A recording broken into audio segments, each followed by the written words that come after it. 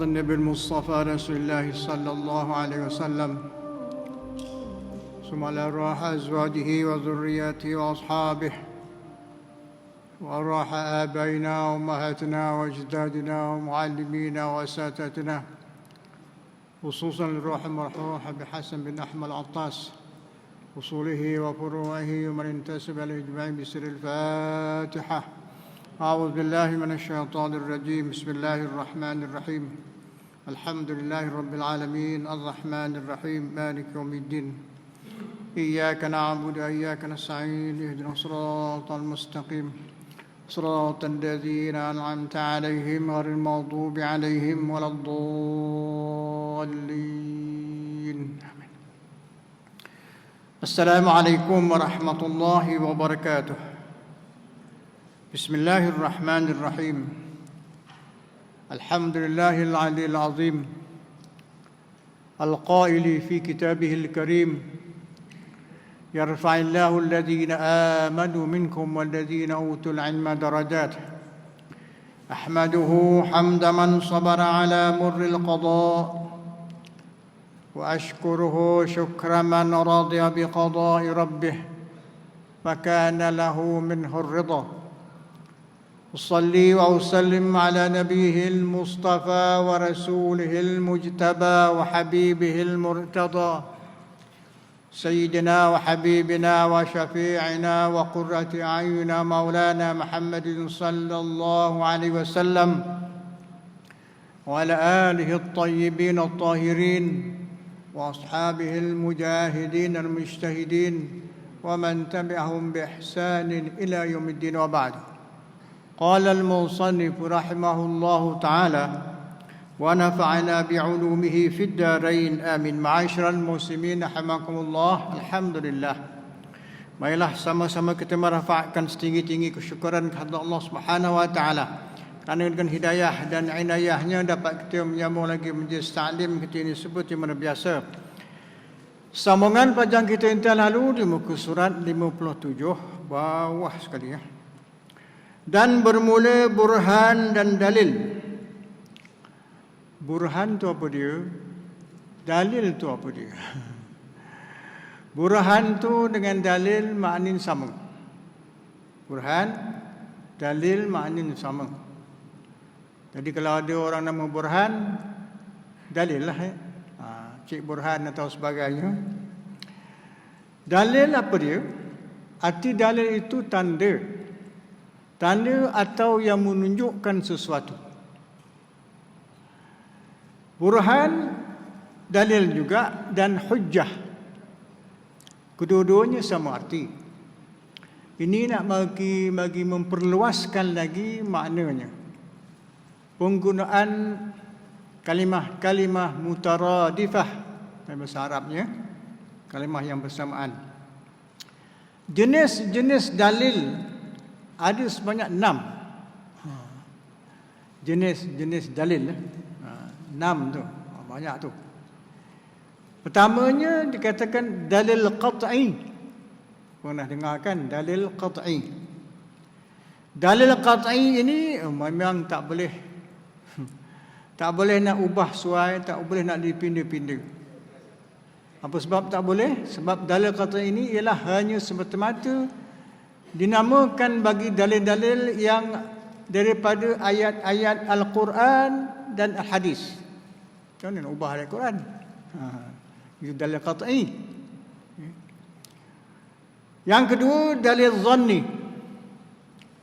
Dalil zanni, dalil dengan zan ya. Zan sahaja. Dia bukan qat'i. Bila zan ini maknanya, tapi dah disepakati para ulama menerima dalil itu. Contoh, dalil zanni ini macam kita menetapkan arah kiblat. Dulu sebelum dah ada kompas ni. Arah kiblat. Daripada sini ke kiblat di Makkah kan, Baitullah. Macam mana tu kita nak memastikan arah kiblat itu? nak pergi tarik tali daripada Wadi Hasan ni terus ke Baitullah. Allahu Akbar. Tali pun putus, orang pun tak boleh sampai. Mana boleh kan? Jadi syarak tidak memberatkan hal macam itu. Jadi orang yang di luar daripada Masjidil Haram semayang. Kalau orang yang berada dalam Masjidil Haram semayang, tak boleh. Dia mesti arah kiblat itu tepat. Tepatnya kalau dia pergi begitu sampai ke Baitullah dalam Masjidil Haram. Tak nampak tak apa. Lindung dengan tembok-tembok, lindung dengan tiang-tiang, kan banyak tiang. Tak apa, tapi tepat. Yakin tepat. Di luar Masjid Haram, itu yang dikatakan tadi. Macam mana caranya? Apatah lagi pula kita memang jauh. Masya Allah, jauh sangat ya. Jadi para saintis, pengkaji segala hisab kira-kira nak mendapati bagaimana sebaik-baiknya, sebetul-betulnya, hampir kepada sebetul lah. Kalau nak tepat tak boleh, tak tepat pasal apa? Nak tepat mesti tarik tali kan, sampai betul lah tepat. Itu sebab zan. Dikira-kira, dicongak-congak, dicampur-campur, boleh menggunakan alat kompos alat tu ada pula degree dia.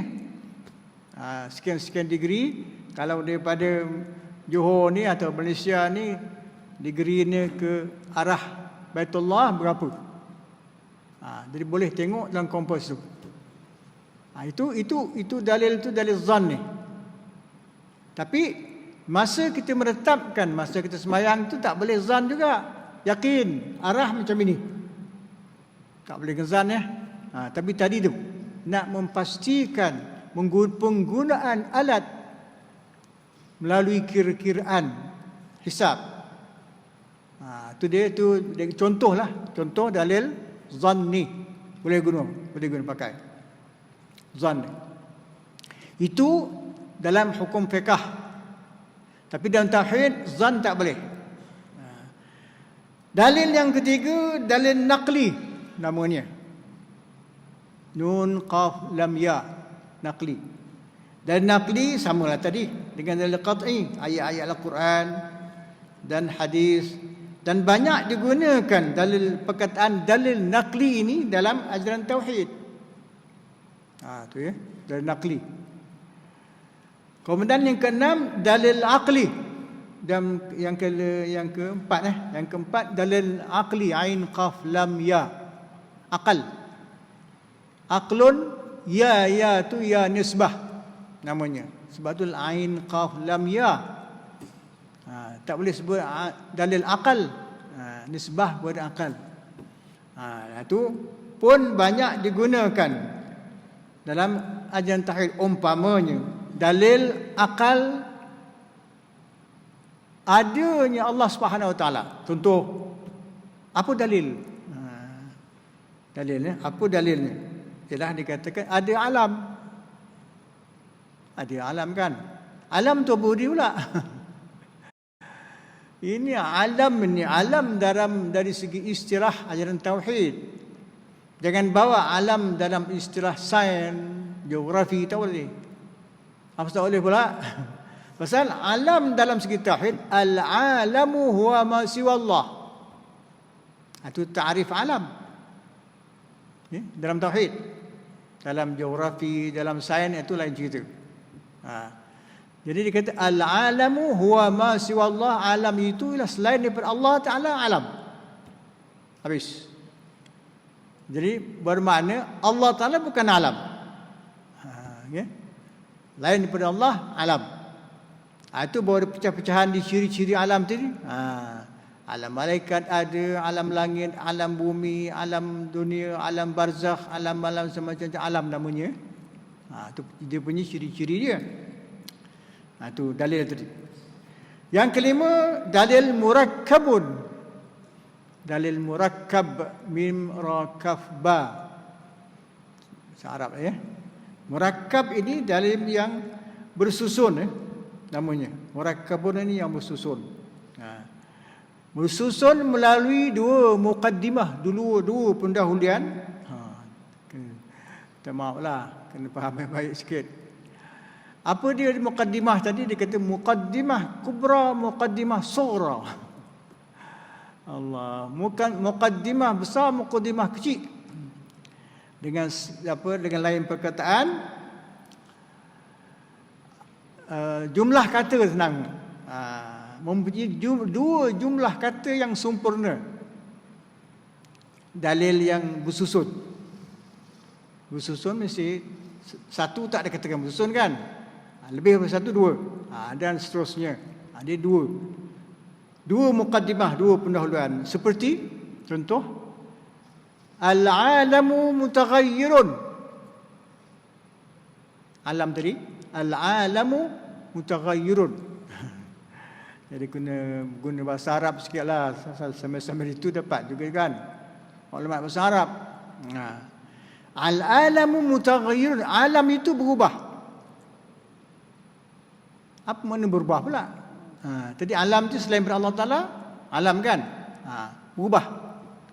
Berubah macam mana? Berubah tempat, berubah masa, berubah keadaan, berubah pihak. Macam apa berubah? Umum. Al-alamu mutaghayyirun. Daripada ada kepada tak ada, daripada tak ada kepada ada. Berubahlah kan? Berubah. Itu maksud mutaghayyirun, mim tagha ghin ya ra, mutaghayyirun. Wa kullu, itu satu muqaddimah al-alamu mutaghayyirun, satu muqaddimah, satu jumlah kata sempurna. Alam tu mubtada, mutaghayyirun khabar. Itu segi nahwu pula. Tak apa, sama-sama itu dapat juga kan. Nahwu pun dapat, pengetahuan lain pun dapat. Al-alamu khabar mubtada mutaghayyirun khabar. Jumlah yang pertama jumlah kubra. Jumlah yang kedua wa kullu mutaghayyirin. Tadi mutaghayyir tadi. Al-alam mutaghayyir wa kullu mutaghayyirin, tiap-tiap yang berubah itu hadisun. Ha alif dal sa. Hadisun baharu. Tiap-tiap yang berubah itu baharu. Siapa kita banyak menggunakan dalam ajaran tauhid, banyak menggunakan perkataan baharu. Bukan baharu lama-lama. Itu dari segi bahasa. Hadisun mana baharu. Bila sebut baharu tu, dia berubah, daripada ada kepada tak ada, daripada tak ada kepada ada, daripada sana berpindah kemari. Tuan-tuan sekarang ni berada di Masjid Habib Hasan. Lepas manusia akan berubah kan? Berada ke mana? Ke rumah, atau berubah ke warung ke, berubah ke mana? Berubah keadaan. Jadi dua al-alamu mutaghayyirun, kullu mutaghayyirin hadithun. Natijah dia, keputusan dia, fal alamu hadithun. Fal alamu hadithun, alam itu baru. Tadi alam taghayyirun, berubah. Tiap-tiap yang berubah itu baru, dan akhirnya alam itu baru. Baru ya. Semua alam ni semua makhluk lah, senang cakap. Makhlukat. Semua makhluk baru.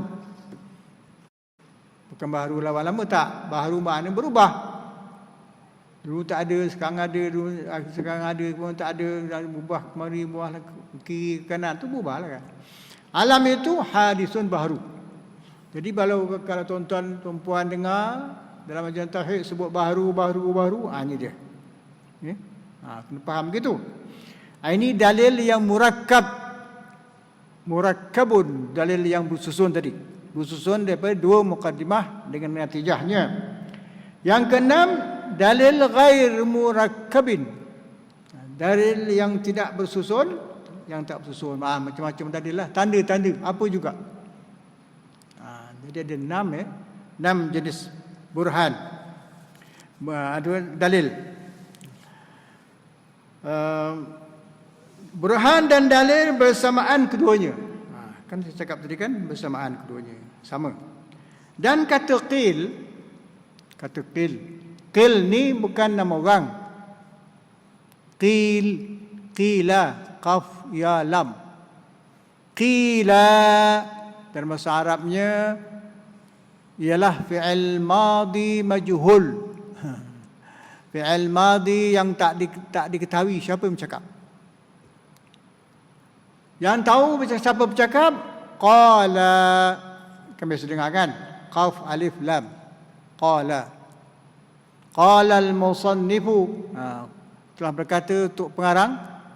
Waqila. Di sini. Dan kata qil. Ada kadang-kadang ada orang faham kata qil itu nama orang. Bukan. Ya. Dan kata qil yang sebenarnya kalau nak sedap ni sedap juga. Sedap lagi. Waqila saja. Tak payah kata qil. Dan dikatakan. Itu maknanya. Cakap Melayunya. Dan dikatakan. Tak tahu siapa. Tapi orang yang berilmu lah. Walaupun tak tahu siapa bercakap. Tapi orang bercakap tu orang yang berilmu. Dan kata qil. Ia burhan tadi. Terlebih akhassu, terlebih khusus daripada dalil. Jadi dalam kitab Jawi ni tuan-tuan ya, kitab Melayu lah Jawi ni, dia punya dhamir ya, ianya, itu semua nak dipastikan kembali ke mana. Payah sikit Jawi ni. Kalau kita Arab, dhamir dia tu hu atau ha, senang. Hu tu muzakkar, ha tu muannas. Tengok sajalah, senang. Tapi kalau Jawi, cakap Melayu, mana ada? Ia tu, ia muannas, ia muzakkar. Nya tu, nya muzakkar, nya muannas, mana ada kan? Siapa nak kenal? Jadi kena baca. Baca baik-baik, kemudian faham. Ia ni burhan, kembali kepada burhan. Terlebih akhas, terlebih khusus daripada dalil. Khas burhan tu khas pada dalil, dalil umum maknanya. Kerana bahawasanya burhan tertentu ia dengan yang bersusun daripada dua muqaddimah. Dua muqaddimah bersusun ni, dua muqaddimah tadi yang saya cakap tadi, dua muqaddimah. Al-alamu mutaghayyirun wa kullu mutaghayyirin hadisun fal alamu hadisun. Itu maksudnya dua muqaddimah tu. Yang yakin keduanya bersalahan dalil. Burhan kata dia khusus, tapi dalil tak khusus, bersalahan. Maka bahawasanya adalah ia dalil yang bersusun dan yang tiada bersusun. Umum kan, yang bersusun dengan yang tak bersusun, dalil. Dan qat'i dan zanni. Dalil qat'i, dalil zanni yang saya cakap tadi, ada 6 jenis kan. Dengan ini ialah yang sahih. Walaupun dia tak bersusun dalil itu, walaupun ia tak menunjukkan qat'i dan dengan zanni, tapi sebenarnya itulah yang betul, yang biasa digunakan. Ya, biasa kita dengar dan kita gunakan. Apa dalil? Dalil Al-Quran ke, dalil hadis ke, dalil apa? Dalil akal ke? Orang tak cakap burhan. Apa burhannya? Tak ada. Apa dalil? Apa dalilnya alam ini makhluk? Apa dalilnya alam ini baharu? Itu cari dalil lah. Dalil. Sebab tu dia kata sini, yang bersusun pun ada, yang tak bersusun pun ada, yang qat'i pun ada, yang zanni pun ada. Itu sebab dikatakan umum. Burhan tadi khusus, khas. Dan telah terdahulu sebut dulu bahawasanya adalah had, lain cerita ni. Adalah had ma'rifah.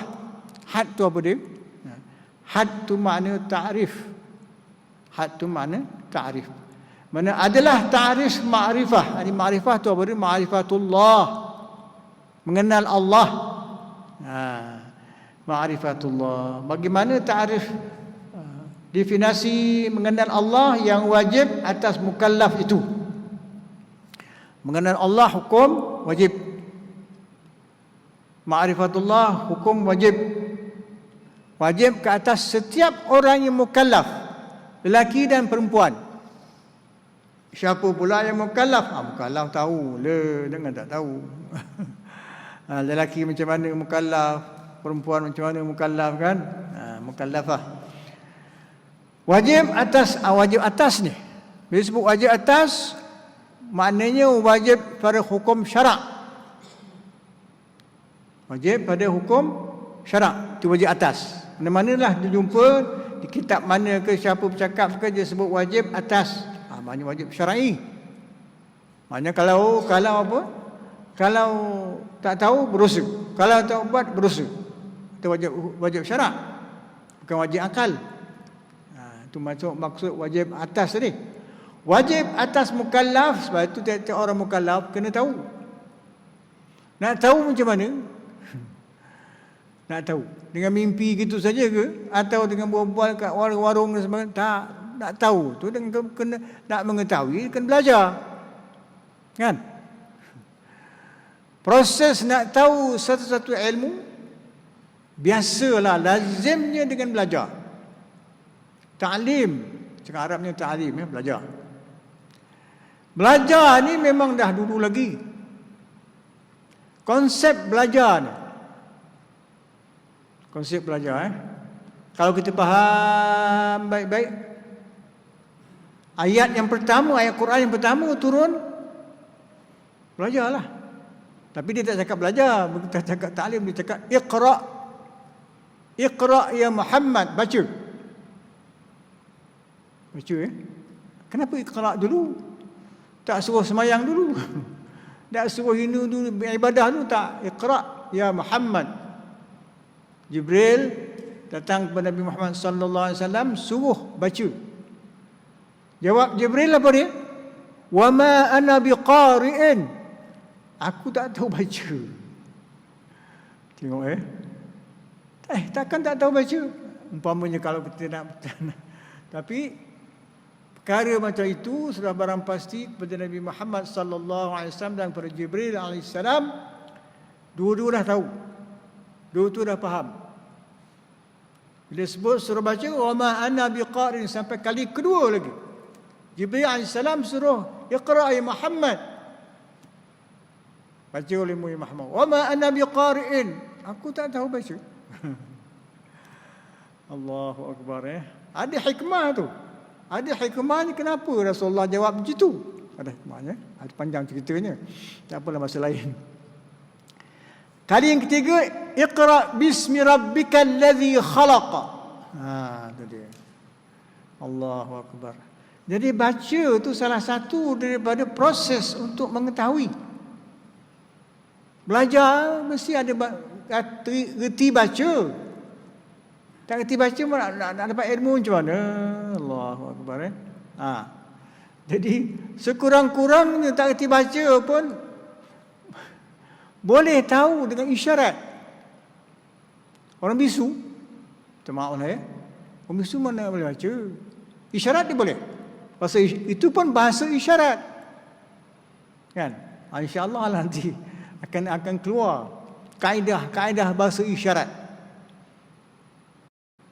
Sebab apa? Sebab ada permintaan. Dia kata orang bisu datang ke masjid sembahyang Jumaat, khatib baca khutbah, dia tak faham. Bisu. Habis macam mana? Gunakan bahasa isyarat. Siapa nak gunakan bahasa isyarat? Takkan khatib baca bahasa isyarat. Takkan Bilal pula nak pergi betulkan bahasa isyarat. Katakanlah ada jemaah bawa orang bisu 5-6 orang kan, duduk selonggok lah, jangan pisah-pisah. Jadi boleh ada satu orang petugas. Sama ada petugas itu ditetapkan oleh Jabatan Agama yang pandai bahasa isyarat, ataupun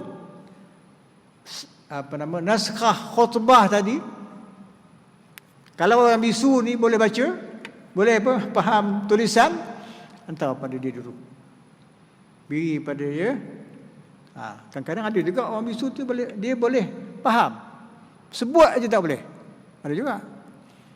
Jadi tak apa, untuk memudahkan sampai lah orang kata sampai masa sekarang ni kena lebih sikit lah kan, beri peluang lah kepada orang bisu untuk fahamkan khutbah dia. Kadang-kadang orang bisu, kata orang yang bisu ni tetap pekak, dan pekak bisu, ada juga yang pekak tak bisu. Tu macam-macam hal lah keadaan manusia ya. Tu bahagian dia lah. Pekak pula ada yang pekak badak. Macam mana pekak badak, tuan-tuan faham sendirilah. Jadi oleh sebab itu apa tadi? Yang dikatakan apa? Bahasa isyarat tadi ya. Bahasa isyarat, ni makrifah tadi. Takrif yang wajib atas orang mukallaf itu wajib mengetahui, belajar. Ya. Bila wajib mengetahui, kena belajar, maka belajar itu wajib. Kan? Tak dapat ilmu tanpa belajar. Ada juga orang dapat ilmu tanpa belajar, ilmu laduni. Boleh kan? Allah Taala beri. Itu urusan Allah. Apa Al-Quran menerangkan? Wa 'allama Adam al-asma'a kullaha thumma 'aradahum ila akhir ayat. Wa 'allama Adam. Siapa yang mengajar? Allah Taala mengajar Nabi Adam. Okay. Allah Taala mengajar Nabi Adam. Kenapa pula Nabi Muhammad dia tak ada sebut begitu? Wa 'allama Muhammad tak ada. Tapi dia suruh belajar juga Nabi Muhammad sallallahu alaihi wasallam. Tengok. Apa yang dilakukan, apa yang dibuat oleh Rasulullah sallallahu alaihi wasallam ada semua sekali menjadi satu pengajaran ilmu bagi umat dia. Jadi Nabi Muhammad pun belajar juga. Jangan kata Nabi Muhammad tak belajar, dia belajar juga. Saya dah selalu ulang-ulangkan hadis itu. Kalau tuan-tuan biasa baca dalam kitab hadis Arba'in, hadis 40 ada buku. Hadis yang kedua tak silap saya, yang menyebut tentang bagaimana riwayat daripada Abdullah bin Umar, daripada Abdullah bin Khattab, Umar bin Khattab diriwayatkan. Panjang hadis tu. Satu ketika Rasulullah sallallahu alaihi wasallam berada dalam satu majlis ilmu di masjid. Masuk seorang lelaki, pakaiannya putih, rambutnya putih, semua putih bersih. Datang terus masuk, duduk berhampiran dengan Rasulullah sallallahu alaihi wasallam. Dalam hadis itu, kalau tuan-tuan kajian, buka hadis Mata Arba'in, buka tengok hadis yang kedua tak silap saya. Duduk, kemudian dia bertanya kepada Nabi Muhammad, apa itu Islam, apa itu iman, apa itu ihsan kan? Mal iman wa mal ihsan wa iman wa ihsan. Dan jawab. Semua jawab. Saddaqta. Dia pula yang bertanya tadi menerangkan benarlah engkau pada Nabi Muhammad sallallahu alaihi wasallam. Betul. Panjang hadis tu. Itu makna bila lelaki ini bangun, keluar terus hilang. Keluar masjid tadi. Dah dia dapat jawapan Nabi Muhammad dah jawab. Dia bangun keluar. Sebaik dia keluar saja, Nabi Muhammad sallallahu alaihi wasallam bertanya kepada Sayyidina Umar dan sahabat-sahabat yang lain, tahukah kamu siapa lelaki yang berkenaan? Saya jawab, Allah wa rasuluhu a'lam. Allah dan Rasul yang tahu. Tak tahu siapa. Itulah kata Rasulullah, itulah Jibril alaihissalam datang kepada kita mengajar kita tentang Islam, iman, ihsan. Itu mengajar tadi ya. Termasuk Nabi Muhammad pun belajar. Itu dia. Itu dalilnya. Tanda yang kita katakan sungguh Nabi Muhammad pun belajar juga. Kan? Ada hikmahnya. Jadi oleh sebab itu, bila sebut wajib tadi, wajib mengetahui dengan belajar, dan maka wajib juga dia belajar. Wajib belajar, sebab itu Rasulullah SAW mengatakan talabul ilmi faridatun. Ada hadis kan? talabul ilmi faridatun ala kulli muslim. Ada setengah riwayat kata kulli muslim muslimah. Belajar tu maknanya menuntut ilmu, cakap akan nak terjemahkan kata menuntut ilmu, belajarlah. Menuntut ilmu itu faridah, fardu. Fardu makna wajib. Atas setiap orang yang Islam, lelaki dan perempuan. Wajib. Jadi tuan-tuan dan perempuan yang hadir majlis ilmu, di mana menuju? Di mana menuju? Bukan masjid ini saja. Maknanya sudah memadai untuk melepaskan tanggungjawab wajib belajar. Kan begitu? Bukan saja-saja orang kata nak hadir tadi untuk apa orang kata menengok, melihat keadaan. Tak. Pasal tadi dah nak menyempurnakan tuntutan wajib belajar tadi. Lepaslah. Jadi mana-mana juga tuan-tuan pergi, perempuan pergi surau mana, masjid mana lain dan sebagainya, ataupun di mana di dewan-dewan mana ada orang belajar, kita pun datang. Tu belajar tu. Lepaslah yang wajib tu. Jadi ilmu pun dapat, hukum wajib pun lepas. Alhamdulillah kan. Banyak. Jadi sebab itu dipahamkan daripada perkara yang tersebut, iaitu nak belajar tadi, yang wajib nak mengetahui ma'rifatullah tadi, kenal Allah Ta'ala, iaitu jazam yang muwafaqat. Jazam. Wajib tadi mengenal Allah dengan jazam. Jim, zai, mim. Jazam. Jazam Jazam ni apa makna? Cakap Melayunya apa nak cari Saya payah juga mencari. Cakap Arab menjazam. Payah sangat kalau Melayu cakap putus. Yang putus. Putus ni bukan putus tak bersambung. Ingat, dia sebut putus, jazam tadi bukan makna putus tak bersambung. Tak ada bahasa. Kalau tuan-tuan jumpa bahasa kalimah perkataan lain makna jazam tadi, beritahu saya. Saya nak guna pakailah. Cuma kita fahamkan bila sebut jazam, cakap Arabnya, makna jazam tadi dia kata yang tidak ada syak, tak ada zan, tak ada waham. Tu tiga tu. Jadi dia kata mengetahui akan ta'rif ma'rifatullah, mengenal Allah Ta'ala tu dengan jazam, dengan tak ada syak, tak ada zan, tak ada waham dalamnya tu. Kenal Allah Ta'ala, ma'rifatullah begitu. Apa maksud tak ada syak, tak ada zan, tak ada waham? Panjang cerita pula. Maknanya tak ada syak, tak ada ragu-ragu. Kenal akan Allah Ta'ala, sungguh-sungguh kenal. Apa cara? Ni panjang cerita nanti. Ada sampai masanya, kita beritahulah. Syak ini memanglah, kalau kita pastikan dalam ayat Al-Quran ada menyebut dalam surah Ibrahim ayat 10.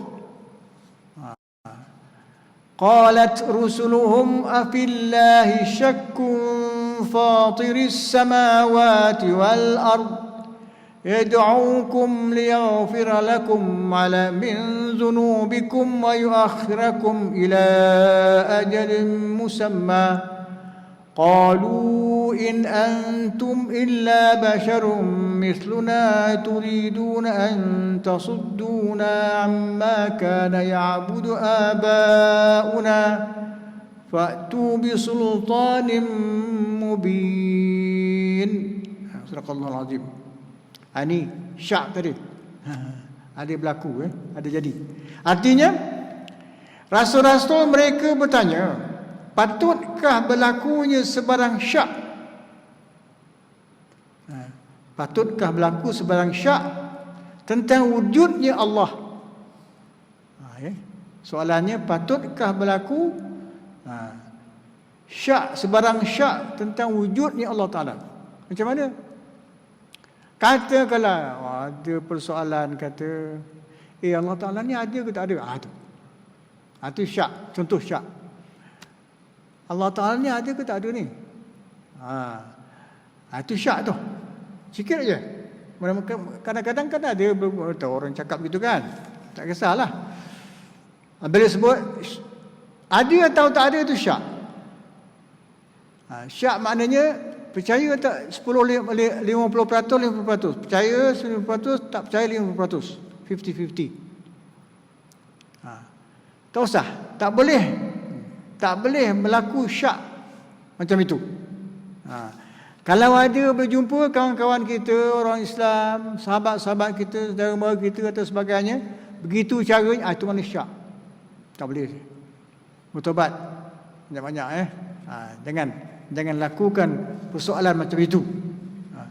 Kalau orang yang bukan Islam, orang kafir, itu lagi cerita.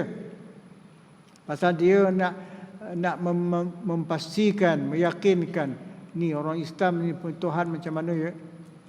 Tak apalah kan. Kita beritahu dengan dia. Jadi soalan tadi kata, patutkah berlaku sebarang syak tentang wujudnya Allah yang menjadikan langit dan bumi? Sebab apa? Ada berlaku syak. Ini langit bumi ni dijadi dengan sendiri ke? Dijadi dengan nature. Semula jadi. Itu ya. Kan dia macam itu pahaman. Ia menyeru kamu beriman kerana hendak membersih dan melepaskan kamu daripada dosa-dosa kamu. Dan memberi tempoh kepada kamu hingga ke suatu tempoh masa yang tertentu. Mereka menjawab, tadi soalan kan, patutkah kamu berlaku sebarang syak tadi soalan. Mereka menjawab, kamu tidak lain hanyalah manusia seperti kami. Dia mengatakan kepada Rasul tadi, Rasul yang bertanya di mereka itu, kenapa syak? Apa pasal syak kepada Tuhan? Allah Ta'ala menjadikan alam ni. Dia jawab pada semula, mengatakan kepada Rasul tadi, kamu tidak lain hanya manusia seperti kami. Betul lah. Rasul itu manusia kan, bukan jin, bukan malaikat. Kamu bertujuan hendak menyekat kami daripada menyembah apa yang telah disembah oleh nenek moyang kami. Situ pula pergi dia. Oleh itu, bawalah kepada kami sesuatu bukti yang nyata dan jelas. Jadi ini berlaku syak tadi ya. Sebab tu kita kena yakin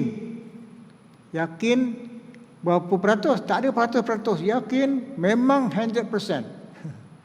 Yakin tentang wujud Allah Ta'ala itu 100%. Tak boleh kurang, tak ada. Jangan main-main Jangan kita katakan banyak semayang tapi tentang itu dia lemah. Tak boleh. Dia percaya pada Allah Ta'ala dah cukup, tak payah naik lagi. Tak boleh. Sebab tu nak yakin sungguh-sungguh tadi tu. Keyakinan yang sungguh yang membina diri kita ini, yang membina keimanan kita itu, mesti bersandar, berpandu kepada ilmu. Yakin, kalau ilmu tak ada, yakin macam mana? Kan? Ilmu tu.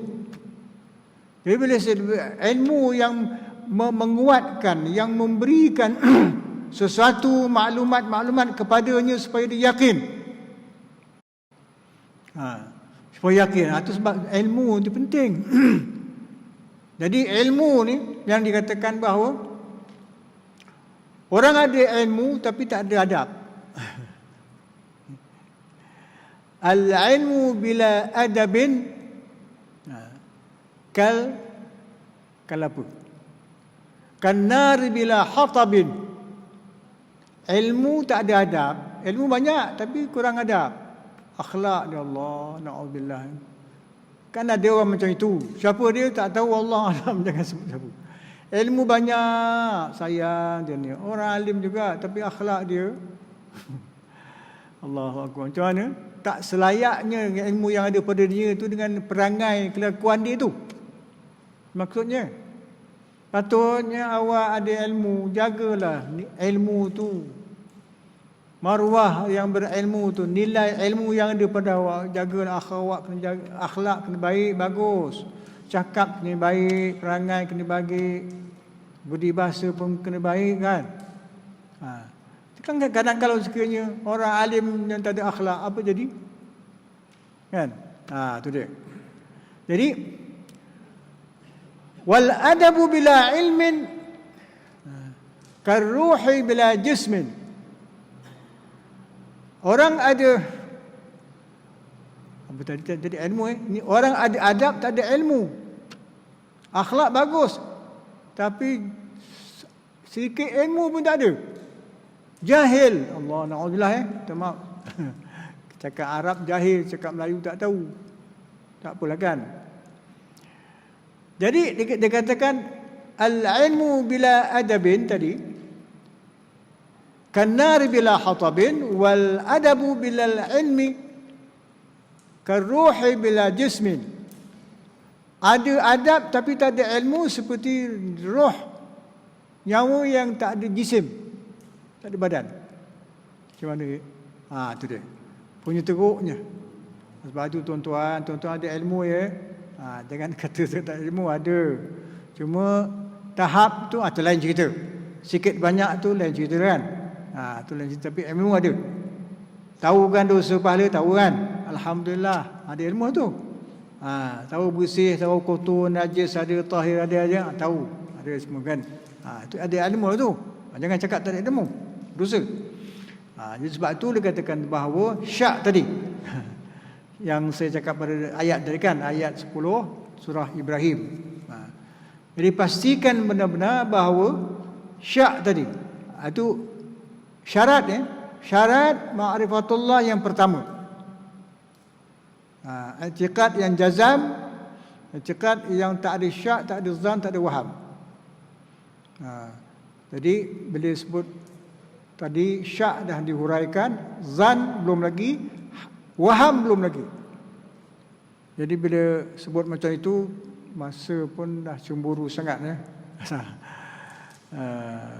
Isyak dah belum lagi, sikit jadi dah hampir sangat dengan isyak. InsyaAllah lepas ni esok kita sambung lagi lah.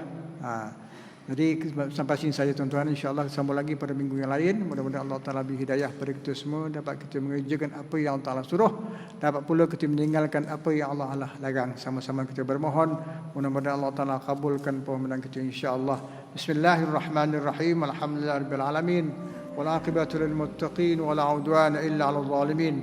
Allahumma salli ala sayyidina Muhammadin al-Fatih lima uliqa wal khatim lima sabaq وناصر حب الحق والهادي إلى صراطك المستقيم وعلى آله وصحبه حق قدر عظيم.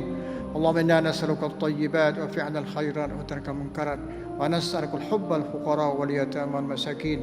اللهم إنا نسألك الثبات في الأمر وعزيمة في الرشد.